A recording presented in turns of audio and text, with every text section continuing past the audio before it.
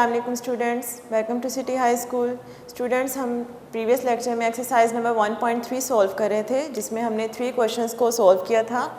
First question में आपसे पूछा गया था एम्प्टी और नॉन एम्प्टी सेट्स को सेपरेट करें। सेकंड में पूछा गया था इक्वल और इक्विवेलेंट और नॉन इक्विवेलेंट सेट्स को सेपरेट करें। और एक क्वेश्चन में आपसे पूछा गया था फिनिट और इनफिनिट सेट्स को सेपरेट करें। कुछ क्वेश्चंस मैंने आपको करवाए थे। अगर आपको डेफिनेशन क्लियर है स्टूडेंट्स, तो आप क्वेश्चंस को इजीली सॉल्व कर सकते हैं।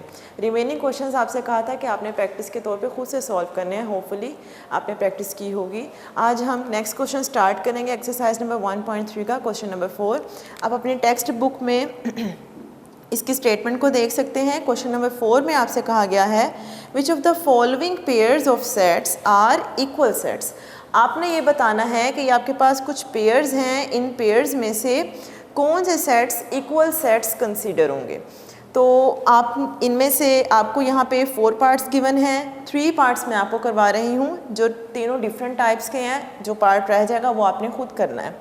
5 क्वेश्चन में आपको 4 सेट्स गिवन है, set A, set B, set C and set D. उनमें कुछ एलिमेंट्स मौजूद हैं। आपसे कहा गया है कुछ नीचे उसने स्टेटमेंट्स दी हैं, जिन स्टेटमेंट्स में आपको प्रॉपर और इम्प्रॉपर सबसेट्स के सिंबल्स नज़र आ रहे हैं, और आपने बताना ये है कि इनमें से कौन सी स्टेटमेंट्स ट्रू हैं और कौन सी फॉल्स हैं। 4 क्वेश्चन पहले करते हैं, उसके बाद क्वेश्चन नंबर 5 भी सॉल्व करेंगे। क्वेश्चन नंबर 4 का सेकंड पार्ट करवाने लगी हूँ, जिसकी स्टेटमेंट है A equals to 1 2 3 4 5, B equals to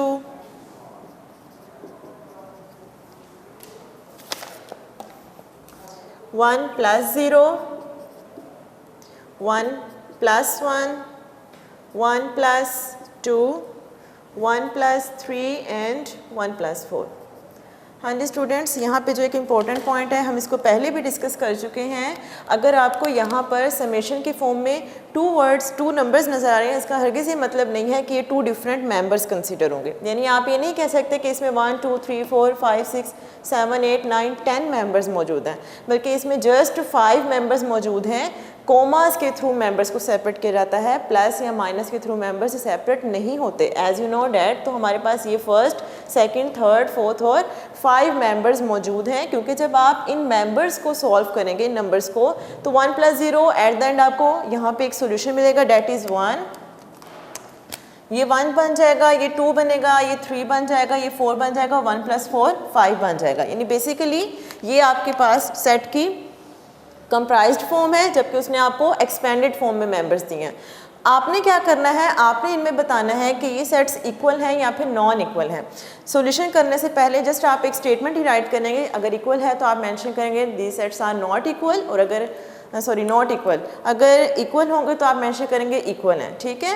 अब उससे पहले आपको अगर डेफिनेशन क्लियर नहीं है स्टूडेंट्स, तो आप ये नहीं बता सकते कि ये सेट्स इक्वल सेट्स हैं या फिर नॉन इक्वल सेट्स हैं। डेफिनेशन क्या थी इक्वल सेट्स की? अगर आपने 2 सेट्स कंसीडर किए हुए हैं, आप चेक करेंगे उन दोनों सेट्स के नंबर ऑफ एलिमेंट्स, काउंट जो है एलिमेंट्स की, वो सेम हो। यानी अगर ए में 5 मेंबर्स हैं, so in set B there must be 5 elements, set B में भी 5 एलिमेंट्स ही होना कंपल्शन है।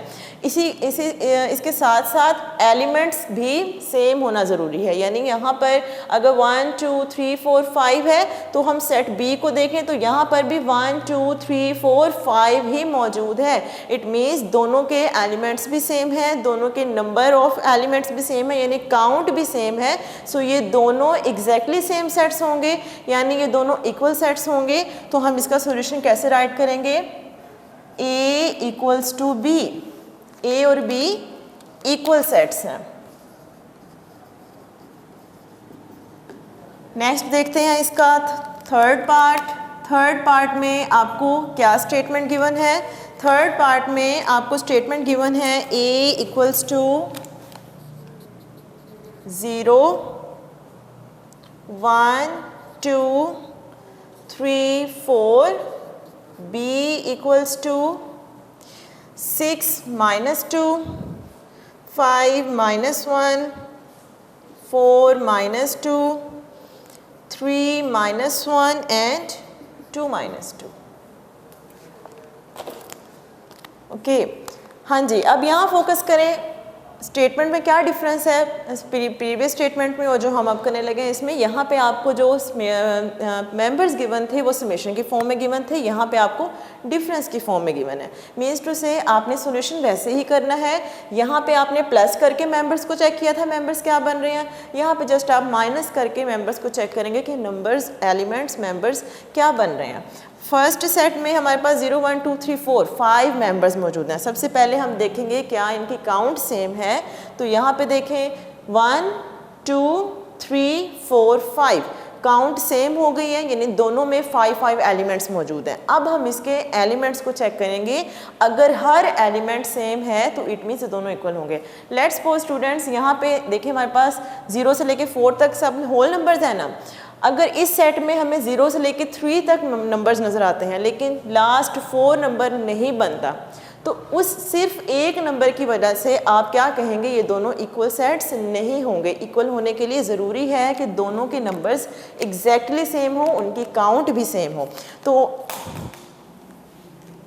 देखते हैं फर्स्ट में नंबर हमारे पास क्या बनेगा, 6 minus 2 4 बन जाएगा, 5 minus 1 4 बन जाएगा, 4 minus 2 2 बनेगा, 3 minus 1 2 बनेगा, 2 minus 2 0 बनेगा। हाँ जी स्टूडेंट्स, अब अगर आप यहाँ फोकस करें तो यहाँ पर 5 एलिमेंट्स मौजूद हैं, यानी दोनों की काउंट तो सेम हो गई, लेकिन जो हमें एलिमेंट्स नज़र आ रहे हैं उन एलिमेंट्स में रिपीटेशन है। 4 भी 2 टाइम्स रिपीट हो रहा है, 2 भी 2 टाइम्स रिपीट हो रहा है। इसका क्या मतलब हुआ, इसका मतलब ये है ये सेट ही नहीं है। तो ये इक्वल सेट कैसे हो सकता है। हमने जो सेट की डेफिनेशन देखी है, सेट की डेफिनेशन हमें क्या बताती है, elements must be well defined and distinct. Well defined का मतलब है उनकी कोई ना कोई प्रॉपर डेफिनेशन हो, यानी पर्सन टू पर्सन वो डेफिनेशन वेरी ना करे हर पर्सन के लिए, यानी हर एक आप उसको पैटर्न में देखें तो डेफिनेशन सेम रहे। और डिस्टिंक्ट हमें क्या बताता है कि एलिमेंट्स रिपीट नहीं होने चाहिए, बट यहाँ पर तो हमें रिपीटेशन नज़र आ रही है, तो ये सेट ही नहीं है। तो इक्वल सेट्स कैसे होंगे। सो हम इसका आंसर कैसे राइट करेंगे, set B is not a set, so A is not equals to B. set B set ही नहीं है, that's why A B के इक्वल नहीं हो सकता किसी भी सूरत। लास्ट पार्ट की तरफ आ जाते हैं which is part number 4। Fourth part में आपको जो स्टेटमेंट गिवन है that is A equals to the set of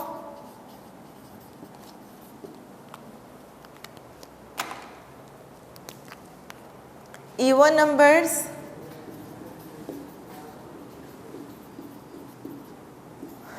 less than 9। Set A हमारे पास इवन नंबर्स हैं 9 से लेसर, और सेट B जो गिवन है डेट इज़ 0 2 4 6 and 8। ओके हाँ जी, एक सेट आपको डिस्क्रिप्टिव फॉर्म में गिवन है और एक सेट आपको टैबुलर फॉर्म में गिवन है।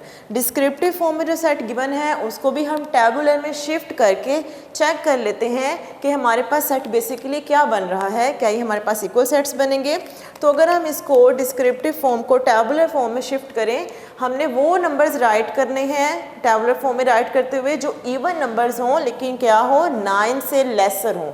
तो वो कौन कौन से बनेंगे, वो बनेंगे 2 4 6 8, यही नंबर्स बनेंगे ना, 2 4 6 एंड 8। तो हाँ जी, अब पॉइंट यहाँ पे ये है स्टूडेंट्स के 0 2 4 6 8 और वहाँ पे हम 2 4 6 8 इवन नंबर्स ले रहे हैं। क्या यहाँ पर 0 मौजूद है, यहाँ पर 0 मौजूद नहीं है, क्योंकि 0 यहाँ पे मौजूद नहीं है। इस वजह से हम इन दोनों सेट्स को कैसे लेंगे, ये हमारे पास नॉन इक्वल सेट्स आएंगे। A is not equals to B, क्योंकि इन दोनों की काउंट भी सेम नहीं है, मेंबर्स भी सेम नहीं है। यहाँ पे 0 मौजूद है, वहाँ पर 0 मौजूद नहीं है।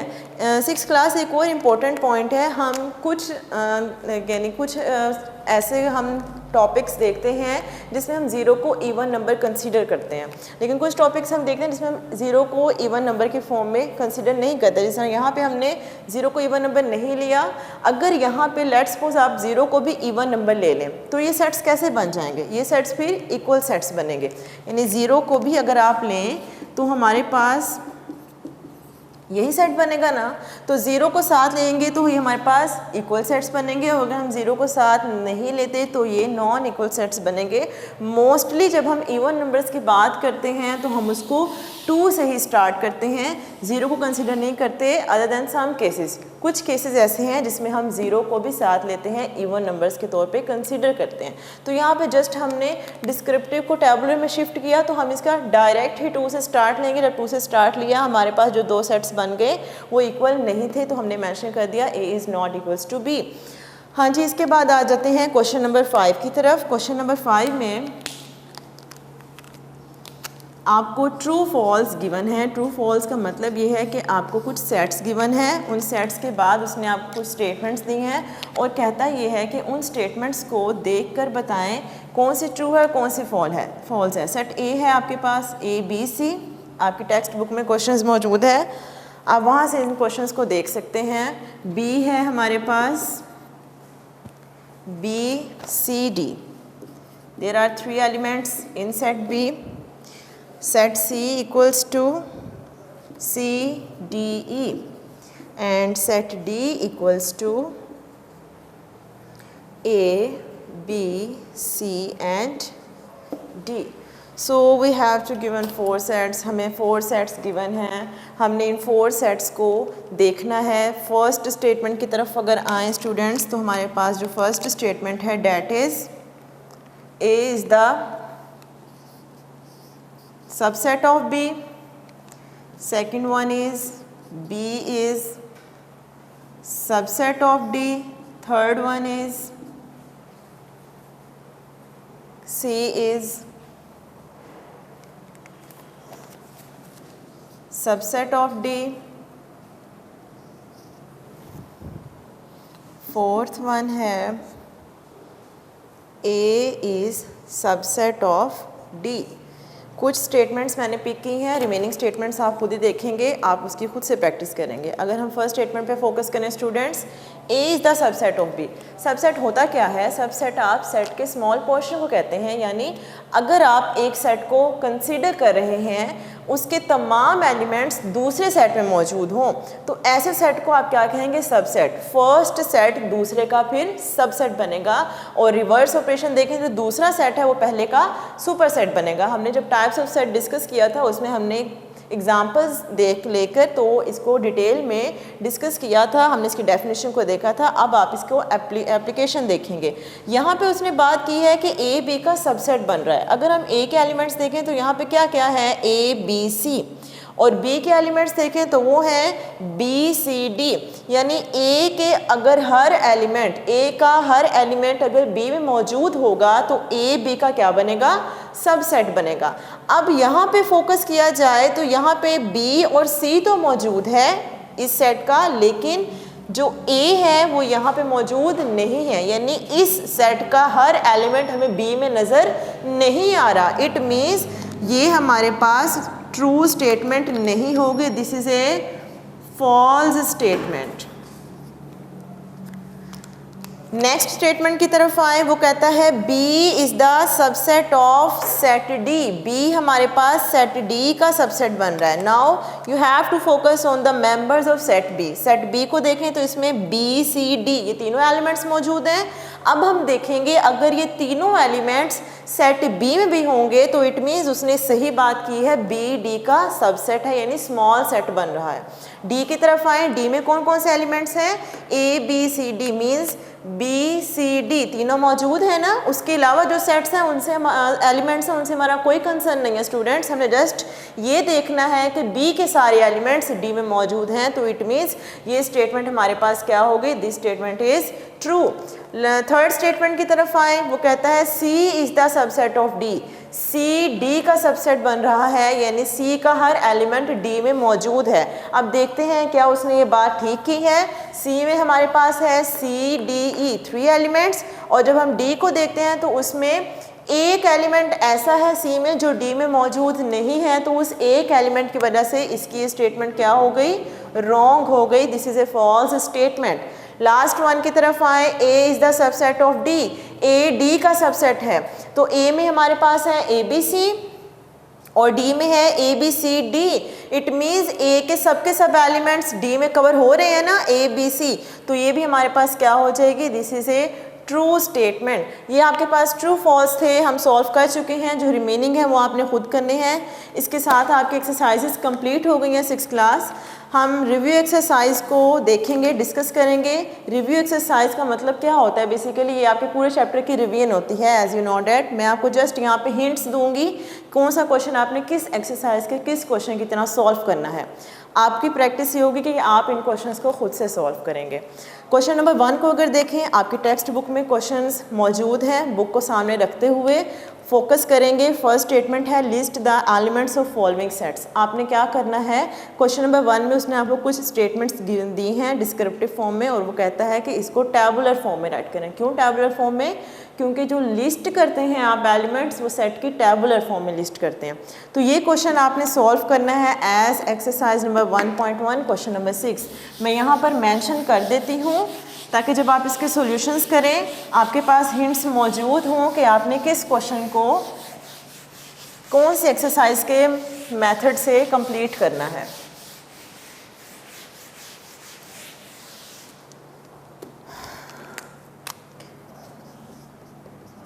Hints for review exercise number 1.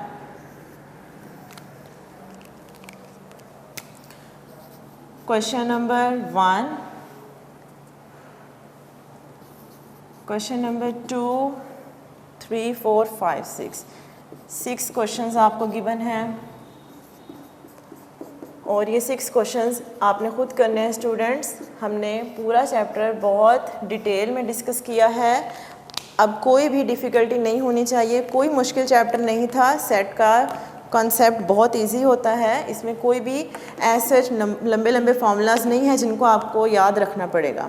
First question में हमने देखा है कि उसने कहा है एलिमेंट्स को लिस्ट कर दें, मीन्स आपने टैबुलर फॉर्म में शिफ्ट करना है। तो ये आपके पास हो जाएगा, you have to solve this question as exercise number 1.1 question number 6. Okay 1.1 exercise के क्वेश्चन नंबर 6 की तरह आप एक्सरसाइज रिव्यू एक्सरसाइज 1 का क्वेश्चन नंबर 1 सॉल्व करेंगे। क्वेश्चन नंबर 2 में वो कहता है write the reason why following collections are not set. आपने ये देखा था, हमने एक्सरसाइज सॉल्व की थी कि कलेक्शन कैसी कलेक्शन है जो सेट है और कैसी कलेक्शन है जो सेट नहीं है। ये भी आपका होगा as exercise number 1.1 question number 5। Question number 5 जिस तरह से आपने एक्सरसाइज 1.1 का किया था उसी तरह से आप क्वेश्चन नंबर 2 सॉल्व करेंगे रिव्यू एक्सरसाइज का। नेक्स्ट क्वेश्चन नंबर 3 की तरफ आते हैं। कहता है write the following sets in the tabular form. आपने टैबुलर फॉर्म में शिफ्ट करना है सेट्स को, तो ये हमारे पास होगा as exercise number 1.2 question number 2। हाँ जी 6th class question number 4 review exercise 1 का आप एक्सरसाइज 1.3 के क्वेश्चन नंबर 1 और क्वेश्चन नंबर 2 की मैथडोलॉजी को उन्हीं क्वेश्चंस की लाइंस को फॉलो करते हुए आपने सॉल्व करना है, और क्वेश्चन नंबर 5 एक्सरसाइज 1.3 के क्वेश्चन नंबर 3 की तरह सॉल्व करेंगे।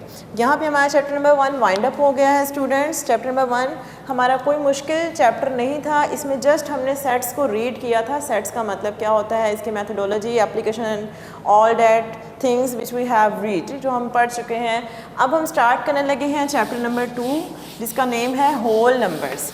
होल नंबर्स का टॉपिक आपके लिए न्यू नहीं है स्टूडेंट्स। होल नंबर्स आप बहुत पहले मैथ्स में यूज़ करते आ रहे हैं। होल नंबर्स बेसिकली होते क्या हैं, आज हम इसका ब्रीफ सा इंट्रोडक्शन लेंगे। नेक्स्ट लेक्चर में इंशाल्लाह हम इसकी टॉपिक को डीपली डिस्कस करेंगे।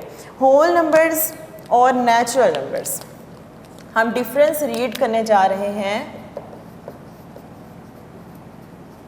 between whole numbers and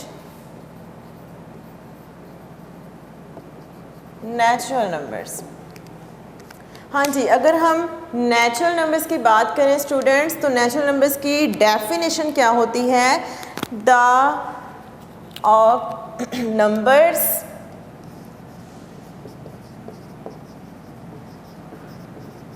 that we use for counting the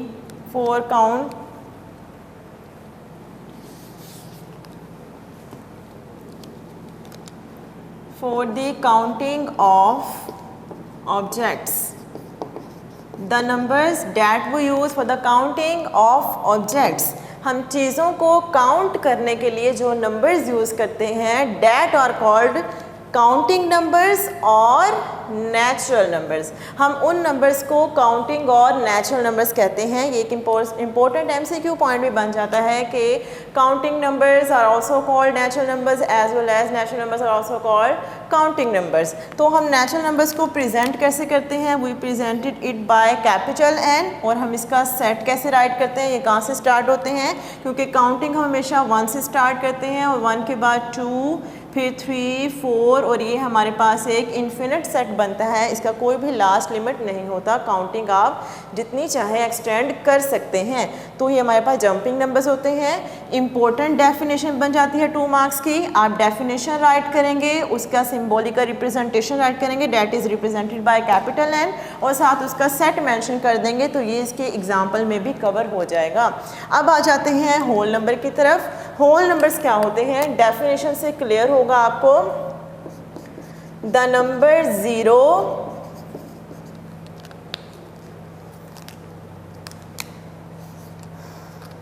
together with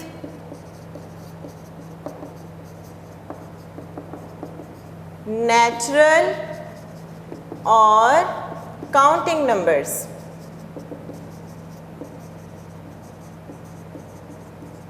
are called whole numbers। जब आप नेचुरल और काउंटिंग नंबर्स के साथ एक और नंबर की एक्सटेंशन कर दें, एक और नंबर शामिल कर दें, डैट इज़ 0, तो जो रिजल्टिंग सेट बनेगा that is called whole number sets. For example आप इसकी एग्ज़ाम्पल ले सकते हैं जिसमें आप 2 पॉइंट्स को माइंड में रखेंगे। जिस तरह आपने उसका सिंबल भी यहाँ प्रेजेंट कर दिया, सेम यहाँ पे आप उसको प्रेजेंट करते हैं कैपिटल W से। और इसका सेट क्या बनेगा? अगर हम नेचुरल और काउंटिंग नंबर्स के साथ 0 को भी शामिल कर दें तो जो रिजल्टिंग सेट होगा that is called whole number set, यानी whole number set in number system. तो ये कोई नई बात नहीं थी स्टूडेंट्स आपके लिए। आपने नेचुरल और काउंटिंग नंबर्स को, नेचुरल काउंटिंग नंबर्स और होल नंबर्स को पहले डीपली डिस्कस किया हुआ है। हमने जस्ट इनका आज ब्रीफ सा इंट्रोडक्शन लिया है, क्योंकि हम नेक्स्ट लेक्चर में चैप्टर नंबर 2 स्टार्ट करेंगे। तो उसके लिए ज़रूरी है कि आपके काउंटिंग नंबर्स और नेचुरल नंबर की डेफिनेशन फिंगर टिप्स पे हों। तो आपने आज के लेक्चर में हमने जो एक्सरसाइज सॉल्व की है आपने उसको कंप्लीट करना है, प्रैक्टिस करनी है उनकी रिमेनिंग क्वेश्चंस की, और साथ ही आपने दोनों डेफिनेशंस को भी अच्छे से लर्न करना है। नेक्स्ट लेक्चर में हम इंशाल्लाह इसके नेक्स्ट टॉपिक स्टार्ट करेंगे चैप्टर नंबर 2 के, और साथ ही 2.1 भी स्टार्ट करेंगे। उस वक्त तक के लिए अल्लाह हाफिज़ फ्रॉम सिटी हाई स्कूल।